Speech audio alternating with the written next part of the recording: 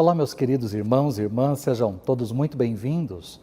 Nós estamos participando do Repense o Evangelho, que é o segundo módulo do Repense, e estamos trabalhando a cada semana não só a parábola, conhecida como parábola do filho pródigo, mas eu estou chamando de parábola dos dois filhos, como também estamos estudando esse livro, O Deus Pródigo, de Timothy Keller. Hoje eu quero falar com você um pouquinho sobre perdição. O que é estar perdido? O que significa estar perdido? Vamos redefinir isso, pensar o que significa perdição. Bom, a parábola do filho pródigo, ela é a terceira parábola ali no capítulo 15 de Lucas, e essas três parábolas estão trabalhando exatamente algo que foi perdido e é encontrado. Na primeira parábola nós temos uma ovelha que se perdeu e o pastor então deixa as 99 no aprisco que vai atrás dessa ovelha que está perdida. E depois que essa ovelha é encontrada, então a festa, a celebração pela ovelha que se encontrou.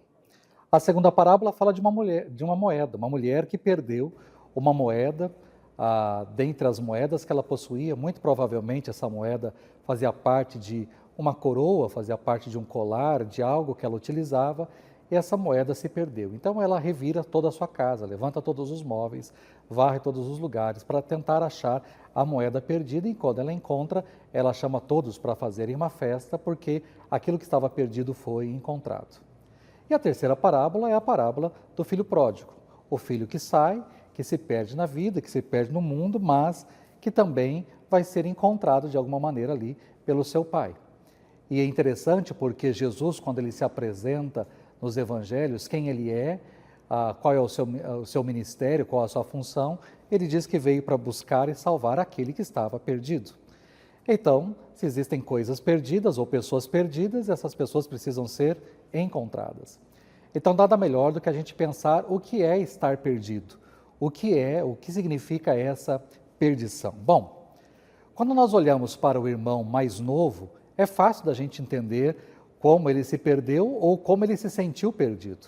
Quando ele deixou a casa do pai e foi para uma terra distante, e ali viveu toda a sua vida, gastou todo o dinheiro que tinha recebido e se afundou numa miséria, cuidando de porcos. Quando ele estava ali, exatamente no chiqueiro, cuidando dos porcos, é que ele viu o quanto ele estava perdido, o quanto ele estava longe da casa do pai, longe de toda aquela vida que ele tinha recebido do pai, longe de todas as coisas que ele tinha herdado do pai. Então, ali ele se encontrou completamente perdido e se sentiu perdido. Mas, e com relação ao filho mais velho? Ele também estava perdido, só que de uma maneira diferente. Quando nós olhamos para o filho mais velho e olhamos para o final da história, nós percebemos um rapaz que está completamente do lado de fora da casa, bravo com toda aquela situação, com toda aquela cena, e ele não quer entrar na festa, ele não quer participar daquilo que foi montado lá dentro da casa, ele não quer fazer parte de tudo aquilo. Ele quer ficar do lado de fora e bravo com tudo aquilo que estava acontecendo. Assim como o irmão mais novo, ele também estava perdido. Acontece que o irmão mais novo entendeu como ele estava, ele entendeu a sua vida, entendeu tudo aquilo que tinha acontecido com ele e resolveu voltar para a casa do pai, resolveu pedir perdão para o pai, resolveu buscar ter uma vida ao lado do pai novamente. Mas o filho mais velho estava ali o tempo todo na casa do pai, não saiu de perto do pai, mas mesmo assim estava tão perdido quanto o irmão mais novo. Só que quando nós olhamos para o irmão mais velho, é um pouquinho mais complicada a sua história. É um pouquinho mais complicado da gente entender como é que ele estava perdido. Porque quando eu olho como pastor para muitas pessoas dentro da igreja, existem pessoas que chegaram, que estavam lá fora, que estavam no mundo, que tinham curtido a sua vida, que tinham vivido toda a sua vida, ou despendido tudo quanto tinha lá fora, e de repente se viu completamente perdido, completamente fora da presença de Deus, longe de Deus, e quis voltar para o Pai, voltar para a casa do Pai. Então veio, pediu perdão, se reconciliou, se arrependeu, porque ele precisava novamente ter essa vida com o Pai, aquilo que talvez tinha se perdido, ou ele nunca tinha tido. Mas existem muitas pessoas dentro da igreja que estão também completamente perdidas. E aí, por isso, a importância de falar não só daquele que está lá fora e que visivelmente está perdido, mas daqueles que estão dentro da igreja e que também estão perdidos, apesar de não serem tão visíveis assim. São pessoas que estão dentro da igreja, são pessoas que nunca saíram da igreja, são pessoas que dominicalmente ou semanalmente estão aqui, são pessoas que participam o máximo possível ou fazem aí a sua obrigação, são pessoas que contribuem, são pessoas que estão participando, talvez até mesmo ativamente da vida da igreja, mas não passa disso. São pessoas que estão dentro da igreja, mas estão perdidas tanto quanto aquelas que estão lá fora. E como é que a gente consegue perceber as características de uma pessoa que está completamente perdida, apesar de estar dentro da igreja? Vamos falar de algumas características aqui que a própria história nos mostra. A primeira característica, ele era uma pessoa completamente com raiva diante de tudo aquilo lá. Repare que quando ele fica sabendo da volta do seu irmão e da festa que estava acontecendo, ele fica completamente bravo, muito bravo com tudo aquilo. Ele não quer participar da festa, ele não quer participar daquela comemoração. Aquela história de, o seu irmão estava perdido e foi encontrado, estava morto e reviveu. Bom, essa história, eu não engulo isso, eu não engulo. E aí é interessante como é que ele fica amargurado e como ele fica com raiva. Ele poderia ter a alegria de ver o seu irmão voltando para casa, do seu pai feliz novamente com a volta do seu irmão, mas ele não fica feliz, ele não fica satisfeito com tudo aquilo, pelo contrário, ele fica completamente amargurado e com raiva de toda aquela situação. Ele não consegue compreender tudo aquilo que está acontecendo. E por quê? Porque existem pessoas que se relacionam com Deus exatamente nessa ideia de que eu faço tudo certinho e Deus tem a obrigação de fazer tudo aquilo que eu quero também. Eu vivo uma vida toda correta, eu tento não pecar, eu tento fazer as coisas certas, eu participo da igreja, eu faço as minhas coisas, eu contribuo, eu oro, eu leio a Bíblia, eu faço várias coisas que a religião me pede, ou que a igreja me pede, eu estou fazendo. E aí, quando as coisas não acontecem do jeito que eu quero ou do jeito que eu espero, eu fico bravo, eu fico com raiva de tudo isso, amargurado diante de toda essa situação. Existem muitas pessoas que vivem uma amargura na sua vida, porque à medida que elas vivenciam a sua religião, elas esperam que Deus faça exatamente aquilo que elas querem. Assim como o filho. Eu estou em casa, eu sirvo o meu pai, eu trabalho para o meu pai, eu vivo a minha vida em função do meu pai, só que agora eu não quero que esse meu irmão seja recebido novamente, ou seja, as coisas não saíram do jeito que ele queria. Ele não queria o seu irmão de volta, ele não queria o seu irmão ali, pelo contrário, que bom que o irmão foi embora e ele deveria continuar fora. Quando o irmão volta e o pai faz a festa, ele fica bravo. Esse é o tipo de pessoa que está dentro da igreja, mas que acha que por vivenciar a sua religiosidade dentro da igreja e fazer as coisas simplesmente por fazer, Deus tem a obrigação de fazer exatamente aquilo que Ele quer. E se Deus não faz, se o Pai não faz aquilo que Ele quer, do jeito que Ele quer, a hora que Ele quer, então Ele fica bravo. Talvez você seja uma pessoa assim, ou talvez você conheça alguém assim, muito perto de você, dentro da igreja. E a pessoa ela não fica brava pura e simplesmente com Deus, ela fica brava consigo mesma.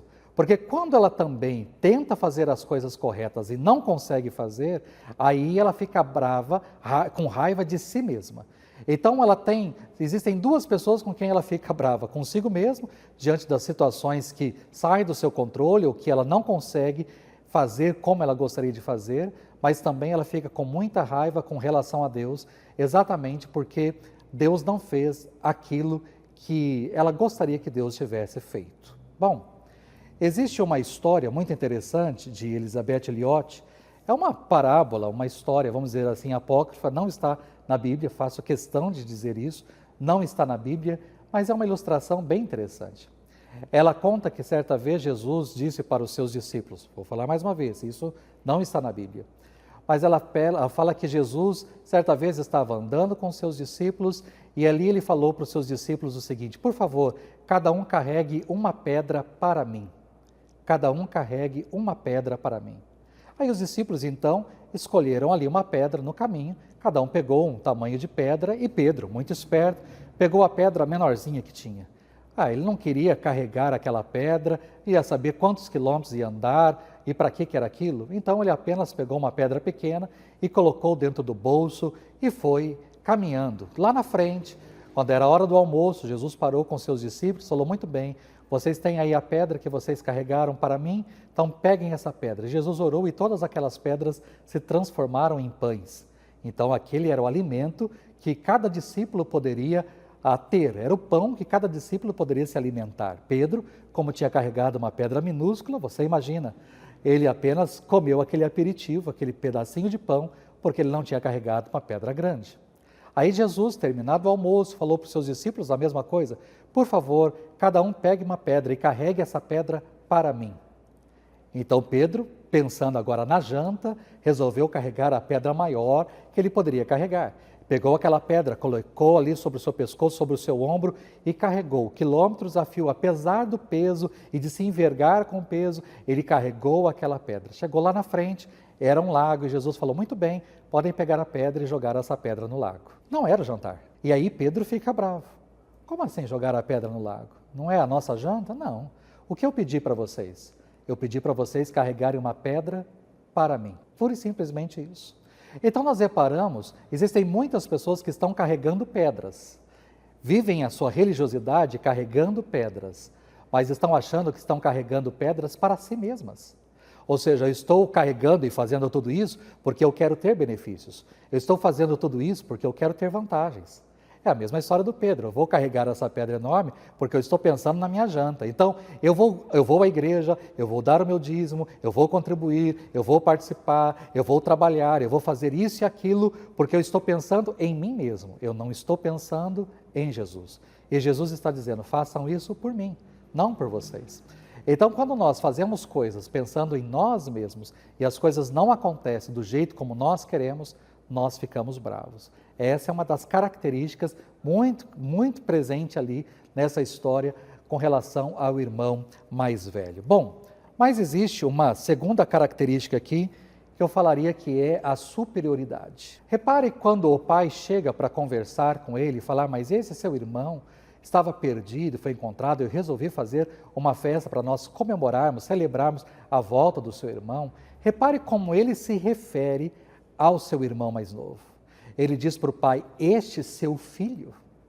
Ou seja, eu sempre estive aqui, eu sempre fiz tudo que o Senhor me pediu, eu sempre obedeci todas as suas ordens, eu nunca saí daqui de casa, eu nunca deixei este lugar, enquanto este teu filho foi e desperdiçou todo o seu dinheiro. Este seu filho, ele nem é capaz de relacionar, de dizer que aquele era o seu irmão. Ele poderia ter dito: mas o meu irmão, não. Mas ele diz: este seu filho.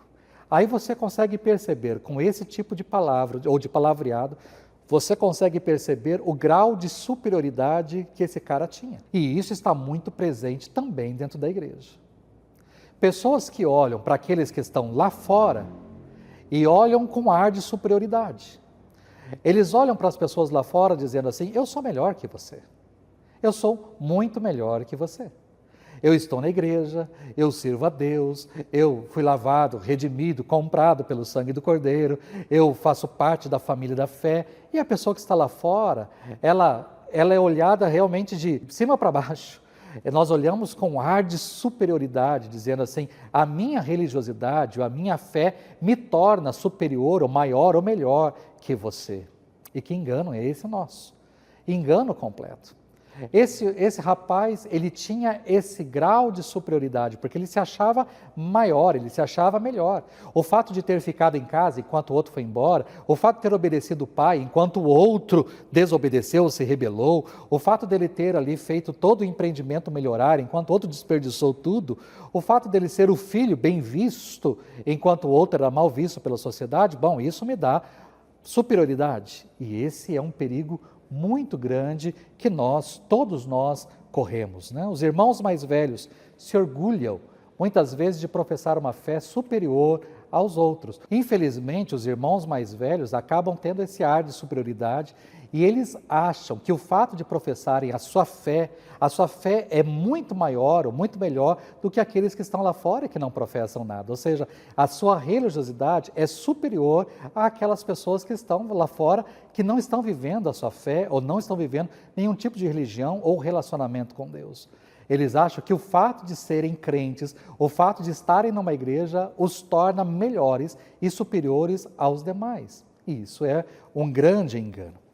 Mas existe uma terceira característica, além desse sentimento de superioridade, que é uma ideia de escravidão e de um sentimento de vazio. Porque essa é uma outra frase também que ele fala ali para o pai, e que me choca, porque ele diz, eu trabalhei como escravo todos esses anos para o Senhor. Repare que uma pessoa que é escrava, ou ela se sente escrava, um escravo ele não tem prazer naquilo que faz. Um escravo não tem prazer, ele é obrigado a fazer.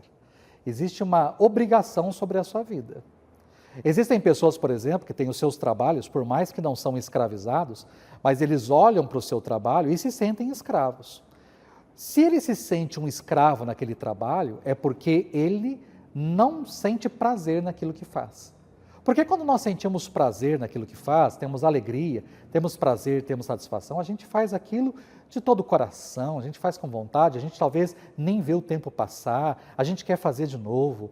Agora, toda vez que nós fazemos algo por obrigação, estamos fazendo algo forçado a fazer, aí nós temos esse mesmo resultado, essa mesma história, essa mesma situação. Então nós olhamos para este rapaz aqui e ele diz, todos esses anos eu tenho trabalhado para o Senhor, eu tenho feito tudo isso como um escravo. Essa é a sensação que ele tinha com relação ao pai. Ele não era filho, ele era um escravo. E ele não estava fazendo aquilo por prazer, cuidando das coisas por prazer, trabalhando por prazer, servindo ali por prazer. Aliás, tudo aquilo era dele. Ou seja, tudo aquilo agora era herança dele, era propriedade dele. Usufruto do pai, enquanto o pai ainda estava vivo, mas tudo aquilo seria dele. Mas ele não faz aquilo com prazer, com vontade, com desejo, não. Ele faz aquilo por obrigação, ele se sente um escravo diante de tudo aquilo. O irmão mais velho, ele revela então que a sua obediência ao pai não é uma obediência por obedecer pura e simplesmente, ele está sendo obrigado a fazer aquilo. Ele é forçado a fazer, eu obedeço porque eu sou forçado a, eu não obedeço porque eu quero, eu não obedeço porque eu entendo quem é o Senhor e quem eu sou. Não, eu obedeço simplesmente porque eu estou sendo forçado a tudo isso. Repare toda essa situação, ele não tem alegria, nem amor. Aquilo é pura e simplesmente obrigação. Assim também existem muitas pessoas dentro da igreja. São os irmãos mais velhos que estão dentro da igreja e que fazem tudo por obrigação. Se sentem completamente obrigados. Eu vou à igreja obrigado, eu trabalho obrigado, eu contribuo obrigado, eu participo das coisas obrigado, eu sirvo obrigado, porque eu estou numa escala, eu tenho que fazer. Ou seja, tudo que envolve a sua vida, por mais que ele está na casa do pai, ele está fazendo aquilo por obrigação, não por amor, não por prazer, não com alegria, mas pura e simplesmente por obrigação. Obrigação. E aí é muito complicado quando nós fazemos as coisas por obrigação, né? A nossa vida, por exemplo, eu vou ser honesto porque eu entendo que o meu Deus pediu, eu entendo que o meu pai pediu, eu entendo que isso é um princípio, isso é um valor, ou eu sou honesto por obrigação? Tudo aquilo que cerca a minha vida, tudo aquilo que eu faço, eu sou fiel à minha esposa, porque eu entendo o princípio da palavra de Deus, porque eu entendo o que Deus fez, a união que Deus fez e tudo aquilo que Deus construiu, ou eu faço isso pura e simplesmente por obrigação? Ou seja, tudo que cerca a minha vida, tudo que eu faço porque eu entendo o que Deus quer de mim e aquilo que Ele espera de mim, e eu faço isso por prazer ou eu faço isso por obrigação? Tudo isso nós temos que refletir. É interessante, vou contar mais uma história para você. Diz que, certa vez, um agricultor tinha uma plantação ali de cenouras, uma fazenda, e uma plantação de cenouras, e de repente ele colheu uma cenoura enorme. E aí ele resolveu levar aquela cenoura enorme para o rei, para presentear o rei. E ali ele falou, olha, dos frutos da minha terra, essa foi a melhor cenoura que eu pude colher e estou trazendo porque eu quero dar de presente para o Senhor. E o rei então olhou para aquela cenoura e viu, acima de tudo, o coração daquele agricultor. E falou: olha, suas terras ficam do lado dessa terra que é minha propriedade. Eu vou dar então essa terra para você, para que você também possa cultivar, já que você faz isso com tanta alegria na sua terra. Ali estava um nobre olhando para toda aquela história, para toda aquela situação, e ele falou: bom, se ele chegou plantando cenouras e recebeu terra, eu também vou fazer a mesma coisa. Então ele criava cavalos, ele resolveu pegar um cavalo bonito, enorme, que ele tinha, o melhor cavalo, e levou até o rei dizendo: oh, este é o melhor cavalo que eu tenho. E aí eu estou também trazendo e dando de presente ao Senhor. Mas o rei viu o coração daquele homem e pura e simplesmente não deu nada para ele. E ele ficou bravo. Pô, aquele agricultor recebeu terras e eu não recebo nada. E aí o rei diz: mas eu entendo qual é a intenção do coração. O Pai está vendo tudo o que estamos fazendo. E Ele sabe quando estamos fazendo porque queremos agradá-lo, ou Ele sabe quando estamos fazendo porque nós somos obrigados a fazer. Ele sabe quando nós estamos fazendo algo de coração, ou quando nós estamos sendo forçados a fazer algo. Então existem muitas pessoas perdidas dentro da igreja e que estão se vendo forçadas a fazer algo para agradar o Pai, para agradar a seu Deus. E Deus não quer que nós façamos nada de forma forçada, obrigatória. Ele quer que a gente faça de coração. A gente sirva, participe, contribua, tudo a gente tem que fazer de coração. Então nós temos essas 3 características muito interessantes nessa história, né? Os irmãos mais velhos podem até fazer o bem para as pessoas, mas normalmente os irmãos mais velhos acabam fazendo o bem, pensando naquilo que elas vão receber em troca de tudo aquilo. Porque elas estão fazendo obrigado, forçado, e o que eu vou receber em troca diante de tudo isso que eu estou fazendo para o meu Pai. E uma última característica aqui, que eu posso trazer para você, que é também uma característica do espírito do irmão mais velho, é a falta de certeza do amor do Pai. Esse rapaz não tinha essa certeza no coração. O filho mais velho não tinha essa certeza. Será que o pai me ama? Né? Ele não tinha relacionamento com o seu pai, não tinha essa experiência de vida com o seu pai, e ali ele não tem essa certeza no seu coração. Como muitas pessoas acabam também não tendo essa certeza no seu coração. Vivem dentro da igreja, mas não conseguem saber se Deus de fato as ama, porque nunca experimentaram esse amor de Deus. Estão dentro da igreja, participam, talvez mudaram de placa, mudaram de religião, começaram a participar pura e simplesmente, mas não têm essa certeza no seu coração, não experimentaram de forma muito clara isso em suas vidas. Então, são pessoas que têm um relacionamento, mas um relacionamento frio. Um relacionamento frio. Olhe para você aí no seu trabalho. Talvez você tenha alguém que você conheça no seu trabalho, você sabe que ela trabalha ali com você. Existe aquela pessoa que trabalha ao seu lado constantemente. E existe, por exemplo, uma pessoa aí talvez no seu trabalho no que você é completamente apaixonado e ela também é apaixonada por você. Qual é a forma de relacionamento que você tem com cada um? Com toda certeza, com aquela pessoa que você só sabe que ela trabalha ali na mesma empresa, com essa pessoa você não se relaciona. E se você perguntasse se existe algum tipo de amor dessa pessoa para com você, você não saberia dizer, porque você não se relaciona com ela.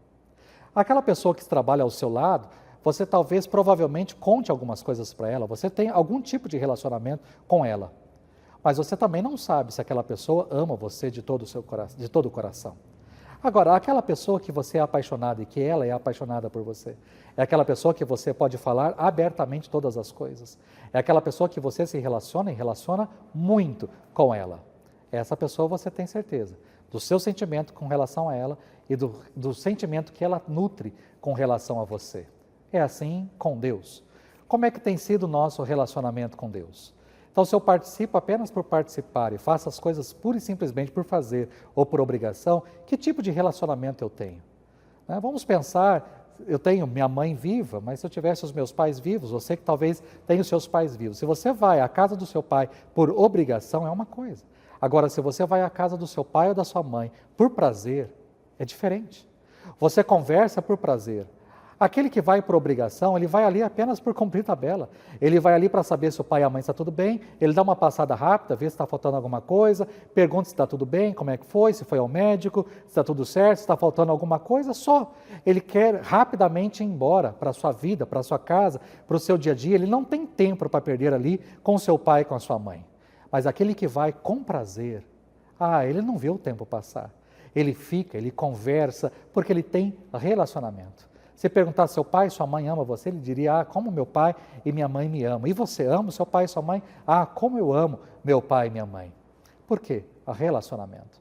Então existem muitas pessoas que estão dentro da igreja e vivem a sua religiosidade, mas não sabem, porque nunca experimentaram, nunca vivenciaram esse amor do pai para com eles. E aí eles não têm essa certeza de tudo aquilo que podem vivenciar diante do seu pai. Bom, o que a gente precisa saber com relação a tudo isso? Não basta saber que existem pessoas perdidas, mas o que nós precisamos fazer diante dessa perdição? Ou seja, aquele que está lá fora é mais fácil. O filho mais novo é muito mais fácil de eu trabalhar. Né? Vamos dizer o seguinte, eu preciso apresentar a mensagem do Evangelho, do amor de Deus, dizer o quanto o Pai o ama e quanto o Pai o quer, apresentar o Evangelho para ele. É muito simples. Ele pode receber toda essa mensagem, dizer eu quero este amor do Pai. Se Ele me ama tanto assim, eu quero experimentar este amor e se entregar a este amor. Com toda certeza ele vai ser abraçado, suas roupas trocadas, sapatos nos pés, anel ali no dedo, uma festa, porque a festa no céu, a festa na terra para um pecador que se arrepende. Mas e com relação àqueles que estão perdidos, mas dentro da igreja? O que fazer com aqueles que são os irmãos mais velhos? Como nós podemos tratar e olhar para tudo isso? Bom, irmãos mais velhos não buscam a Deus para implorar que Deus os perdoe, porque eles não enxergam que estão errados. Aquele rapaz mais velho não estava, em momento algum, achando que ele estava errado. Pelo contrário, se tinha alguém errado para ele, era o seu irmão mais novo. Qual era o seu erro? Qual era o seu erro? Então, irmãos mais velhos, eles não vão implorar o perdão de Deus ou o perdão do Pai. Porque se você não sabe que está doente, você não procura um médico. Você só procura um médico quando você sabe que está doente. E exatamente, ele não estava doente, ele se sentia muito bem. Eu sou muito bom, eu sou o melhor, eu sou a pessoa. E de repente é o meu irmão que precisa de médico, é o meu irmão mais novo que precisa de tratamento, é o meu irmão mais novo que precisa. Eu não preciso. Então nós precisamos tomar muito cuidado se nós estamos dentro da igreja e estamos vivendo como irmãos mais velhos. Nós precisamos reconhecer os nossos erros, não só os erros das pessoas que estão lá fora, mas precisamos reconhecer os nossos erros, as nossas falhas, aquilo que nós temos feito de errado. Hoje há muita gente que desistiu de professar qualquer tipo de fé, ou de buscar uma igreja, ou de buscar uma religião, exatamente por causa dos irmãos mais velhos. Eu olho para a história muitas vezes e fico pensando assim, o que passaria no coração do irmão mais novo se ele soubesse que o seu irmão mais velho está do lado de fora e que não quer entrar na festa porque ele chegou? Eu imagino, eu vivi minha vida errada, mas eu reconheci o meu erro, voltei agora, pedi perdão para o meu pai, eu quero me reconciliar, para mim não precisava nem ser tratado como filho, poderia ser tratado como um dos empregados que era muito melhor do que o que estava acontecendo comigo lá fora. Agora, como é que eu me sentiria se por acaso eu me arrependesse, voltasse para casa e o meu irmão mais velho não entrasse em casa porque ele não quer olhar na minha cara, porque ele não quer conversar comigo, porque ele não quer celebrar a minha volta? Assim, existem muitas pessoas que quando ouvem a mensagem, ouvem o Evangelho e entram na igreja, existem aqueles com ar superior que olham de cima e embaixo dizendo, quem é você? Eu estou aqui há muito tempo, eu sou o filho mais velho, eu estou aqui nessa igreja há muito tempo, eu faço isso, aquilo, eu tenho tal e tal cargo, eu trabalho assim, dessa maneira, eu contribuo, eu que construí, eu que ajudei. Ou seja, ele tem um ar de superioridade para mostrar quem é você que está chegando agora. Como é que será que o irmão mais novo iria se sentir se por acaso ele ouvisse isso? Olha, o seu irmão está lá fora, ele não quer entrar porque você está aqui, porque essa festa é para você. Ele não quer participar dessa festa, ele não quer olhar para a sua cara. Existem muitas pessoas que não querem saber de Deus, não querem saber da igreja, não querem saber de um relacionamento com Deus, por causa de pessoas, talvez como nós, que somos superiores demais, orgulhosos demais, nos achamos bons demais enquanto essas pessoas não são. Nós precisamos quebrar isso na nossa vida e repensar a forma como temos vivido, a nossa fé, a nossa religiosidade, aquilo que nós temos feito. Então, se por acaso você tem vivido a sua vida fazendo as coisas de forma obrigada, não por amor, não de coração, mas por obrigação. Se por um acaso você tem feito as coisas visando um bem, visando um proveito próprio, não de outra pessoa, mas de si mesmo, visando o seu bem-estar, visando a sua vida, pura e simplesmente, está na hora de repensar. Se por acaso você tem olhado para as pessoas que entram na igreja, pecadoras sim, e que bom que são pecadoras buscando cura, buscando salvação, buscando restauração, mas se você olha para elas com um olhar superior, é hora de repensar. Se por acaso você tem vivido dentro da igreja, mas não experimentou e não sabe o quanto Deus ainda te ama, está na hora de você repensar. Talvez você, ou até mesmo eu, estamos perdidos dentro da igreja. E nós temos que repensar. Não só olhar para as pessoas que estão perdidas lá fora, mas eu preciso olhar para aqueles que estão perdidos aqui dentro. E falar para eles, olha, lá fora eles estão sendo chamados para voltar para o Pai. E para buscar perdão do Pai. Enquanto você está aqui dentro.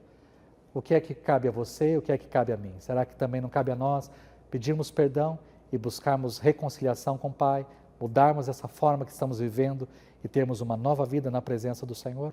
Pense nisso. É hora de repensarmos o que é estar perdido e repensarmos como alcançar os perdidos em nome de Jesus. Que Deus abençoe vocês. Obrigado por esse tempo, pelo tempo que você aí investiu assistindo e espero que é hora de compartilhar com seus irmãos. Deus também use tremendamente a sua vida e você seja tão impactado e tão usado por Deus também para impactar a vida dos seus irmãos. Deus abençoe muito vocês.